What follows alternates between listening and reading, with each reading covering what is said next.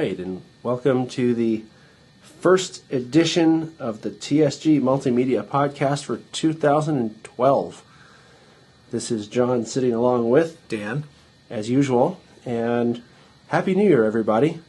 Yeah, Happy New Year. And thanks for being with us. We definitely appreciate your continued support of our podcasting. So, what are you going to talk about this time, Dan? Well, I've gotten some questions through emails and things about a lot of stuff that honestly seem kind of obvious to me about modeling, but I'm thinking that maybe the reason it seemed obvious is because I've been doing this for so long, and maybe it's not obvious to everybody else, maybe people who haven't done as much of this kind of stuff. So I'm going to talk about my process of modeling a little bit, and mostly like my thought process and how I go about it. Because when you're doing like these diesels here, doing like a kit bash modified, build on one of these like I do, there isn't an instruction manual. There's not like a kit that you buy to do that. You just kind of have to know what to do. So I thought I'd take a step back and just talk about the process of modeling a little bit. And this is something that could apply to any kind of modeling. I'm going to use HS scale locomotives as examples here, but this could apply to rolling stock, could apply to structures, it could apply to model airplanes. I mean, anything really, in any scale. The process of modeling is kind of the same, at least in my mind it is. So, you're always doing similar kinds of things. So that's what I wanted to talk about. Well, that makes sense. Yeah. I've often wondered that too, because whenever we're doing the videos about, putting the DCC decoders in or weathering stuff or any of that stuff, I'm over here going, God, because I think that, like, how does he know this, like, how do you know that horn goes on that part or whatever? And so this actually will be good for me to see too, because I don't know the answers to those questions either. Okay. Well, so we're all going to learn something this time. Yeah, so I've tried to break it down into some steps here that I made some notes for myself so I'd remember what the steps were, because this is all kind of instinctive to me, because like I said, I've been doing this. I think I painted my first HS scale diesel when I was 16. Wow, so you've been doing it like 100 years now. Yeah, more or less. So, anyway. Give or take 50 or 60 years. Yeah, so anyway, quite a while. So anyway, and I learned a lot of this from reading hobby magazines and things like that, and just my own experience. But I just want to go through and tell you my thought process, and everybody may be a little different, but I think generally this is kind of how it works. Yeah. Hey, it might be worth noting just quickly that just because this is the way Dan does it doesn't mean that that's how everyone should do it, and it doesn't mean that he thinks it's how everyone should do it, or that I think it's how everyone should do it. It's just for your information, and maybe it'll give you some ideas that you haven't heard before or haven't thought of before. Right. So like I said, there's always more than one way to do something, but this is kind of my method. So the first thing is to pick something to model.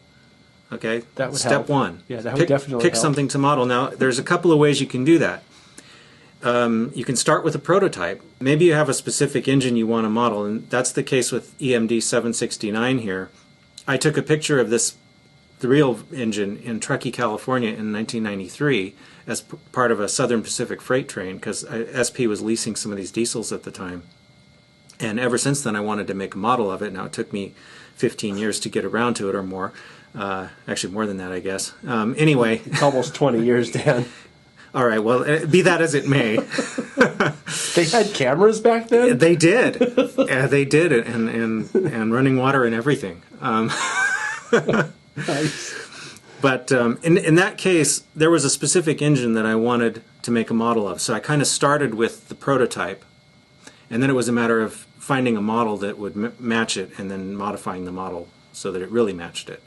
The other way you can do it is to start with a model and pick a prototype. Now that was more how I did this BN engine. These are both Proto 2000 HS scale GP38-2s, and I have several of these. So as you can see, this one here is a GP38-2. It doesn't have any dynamic brakes, and it has wider fan spacing than these other guys. And that's just a production variation. This is, I think, one of the earlier models, and this was a little later model. If you have one already that's made a certain way, it's easier to find a prototype that matches it rather than trying to change stuff like this, because this would be a major job to try to change the whole rear radiator section here. I liked this one in particular because it had the nose light, which was a Frisco feature that a lot of these were removed when BN had the engines, and then it also in the late 90s acquired ditch lights. And I have a photograph of it like this in 1998 that I found on the internet. So I was like, well, that's a pretty neat one. I'll do that one. So in that case, it was the model driving the project, as in I wanted to find something that I could do with this model, and I found a prototype for it. Once you've picked what you want to model, the second step is research, at least if you want to make an accurate model. So I do a lot of research. One of the best ways to do that is motive power annuals. These are put out by different authors for a lot of different railroads. This one's on the Southern Pacific in 1995, which is right in my era of interest. So this is a great book for me.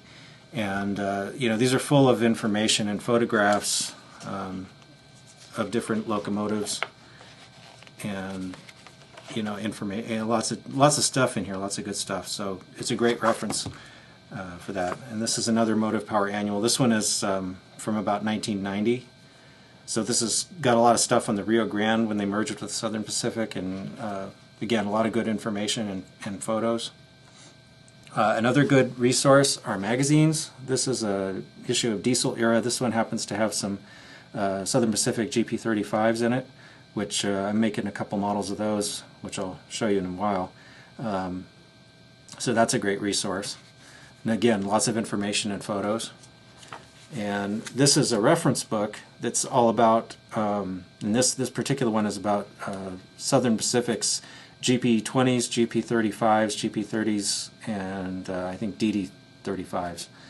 So at this moment, I'm most interested in it for the GP35s because that's what I'm working on. But it's a great reference for those other ones too. So reference books are great. Also, the internet is a great resource. There's plenty of photos available online, especially the more modern you go. It's harder to find photos for early eras like the steam era, or even this going back to the 60s. But once you get like in the 70s, 80s, 90s, there's a lot more photos available. And if you're modeling the present day, there's tons of photos available, because now that we have digital cameras, people take pictures like crazy. Mm-hmm. They don't have to worry about developing film or paying for it. So there's lots of good sites on the internet where you can find a lot of pictures. In fact, what I do is I like to download pictures and save them in my own personal library on my computer for my own reference. And one of the reasons I do that is, one, because it keeps them organized. I have them all organized by railroad and locomotive model. And then I also, in case things on the internet disappear, which they do sometimes, you may find a picture today that's not there tomorrow. So if you save it on your own computer, then at least you'll have it, and you can refer to it. And as long as you're not reposting it somewhere or giving it away, or or claiming it's yours, right? Right. Yeah. Then there's no issue with that as far as like copyright goes. If it's just for your own personal use as a modeler, there's no issue with that. So that's another good resource. And the final resource is, of course, your own photos. These are a couple photos that I took in South San Francisco in 1995. My own model of 2670 was inspired by this photograph. So that was the primary reason I chose it. Also because it still had, this was taken in 95 and it still had its full light package, which was, for Southern Pacific engines, that was getting a little bit rare by 1995 to find them with all the lights still on them. You want to try to get photos that were taken during the time period that you're modeling, because locomotives often change in appearance over time. Like I was talking about with Southern Pacific taking the lights away from some of the engines. Like this SD9, I don't know if it's really apparent, but its rear light package has been reduced to just a headlight. The gyro lights are long gone in this one. So that's the kind of thing that happens. If you were modeling this at an earlier time period, it might still have those lights. Things like that. Or even the paint job. If you were modeling it when it was built, it probably would have been in the Black Widow scheme versus the red and gray scheme. So you want to try to find, pictures from your time period, and also from as many angles as possible. Photographs like these of the front three-quarter view are much more common than photos of the rear or the top. The top is really hard to get. So if you can't, sometimes you can't find a photo of the engine from whatever angle. So in that case, sometimes you can use a sister unit. Like Rio Grande had a bunch of these GP40-2s, which are all pretty similar. So if you can't find a picture of one, you can kind of use a picture of a different one as a reference. So it's not quite as good, but it's better than guessing. I happen to have an Atherton Blue Box GP40-2 that I got at a local hobby shop. It was a new old stock, old model sitting on the shelf that it was still there, and it was only $15, so I really couldn't resist it. Another one of those great bargains. Yeah, I'm a sucker for bargains. But anyway, what I want to do with it is make a model of this engine.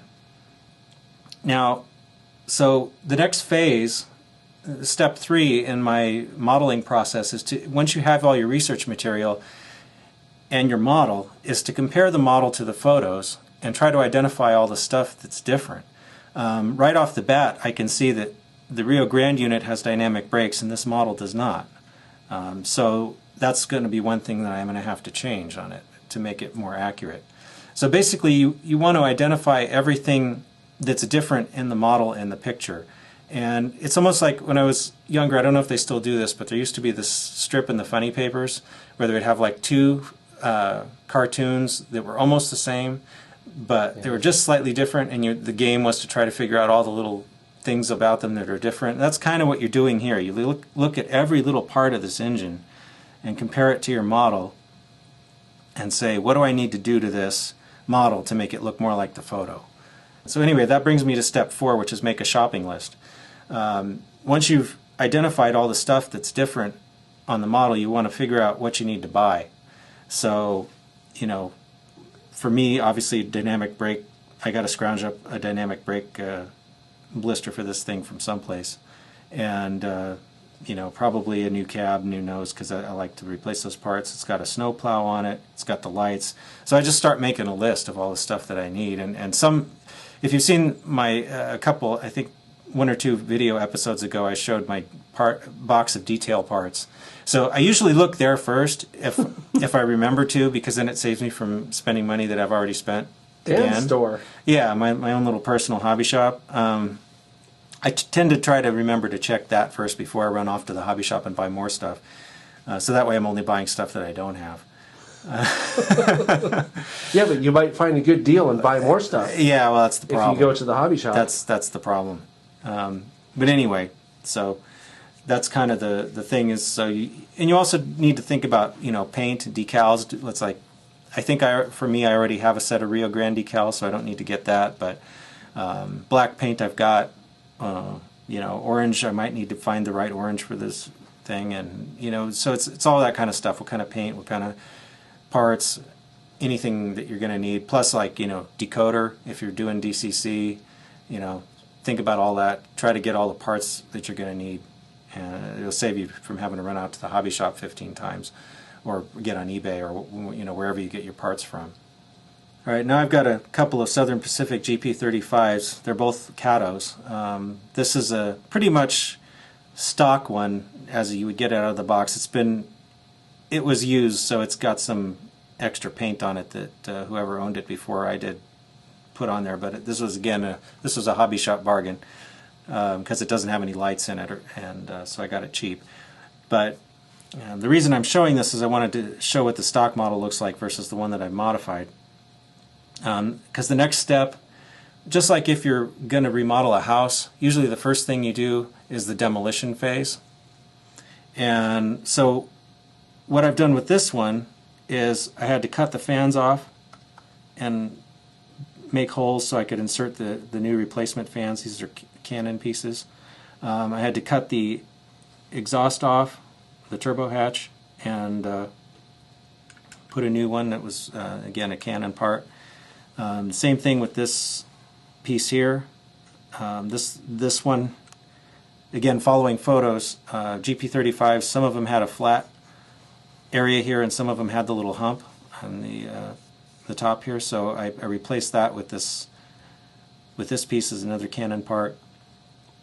And all that had to be removed very carefully. And then also the inertial filter screens. This is one of only 2 or 3 Southern Pacific GP35s that I've found pictures of that have this other style of filter screens. My guess is they got those later in their career, some point when they were shopped by the Southern Pacific, because I don't think this is a standard part on a GP35. But anyway, Canon makes that part too, and I had to very carefully cut off the screens here, because if I just glued the new ones on top of the old ones, they'd stick out too far. So basically I had to shave them down flush with the rest of the body. And you just want to be careful when you're doing any kind of demolition on the model that you don't destroy something that is going to get left behind that you want there. Like the area surrounding this, I wanted to leave alone. So, you just have to kind of work slowly and carefully and get rid of all the stuff that doesn't belong so that you can start adding parts that do belong. So once you're done with demolition, the next thing I start is assembly, and that's adding new parts. And these are both. This is the same GP35 I had in the picture a minute ago, and this is another Southern Pacific GP35R. And both of these are getting pretty close to being ready for paint. I'm almost done fussing with them. But as you can see, this one I added a new cab and nose and cab sub base. I'm noticing the lights are different in the thing here too. Right, because this was one that kept its light package. This was the way that most of the SP engines looked at one time. They had the red gyro light up here, and then the headlight here, and then the white gyro lights here. This is one that's had all that removed except for the headlight, which is what SP did starting in the late 80s and kind of going into till the end of the railroad when the UP took over. This one will also have the little gumball light on top, the little flashing orange light. I think that's referred to as a beacon, isn't it? Yeah, the beacon, yeah. I usually start with the big stuff first, like the cab sub base, the nose. In these parts here, all of the major things that you're going to replace, you want to do that first before you start adding little stuff like the antennas and grab irons and and coupling levers, because all those, for one thing, those little parts get in the way sometimes when you're trying to do the bigger stuff, and two, they can be fragile and you don't want to break them off in the process of trying to put something else on the model. So it's better to do the big items first and then work your way down to smaller stuff. Also, in some cases, it may be advantageous to leave some parts off, like this nose isn't glued on yet. It's just sitting there. And the reason I do that is because it's easier to paint it if I can have it detached and then put it on later after it's painted. There's no, it's all angles, so there's no seams to fill or anything, so you don't need to worry about leaving a gap or something when you do that.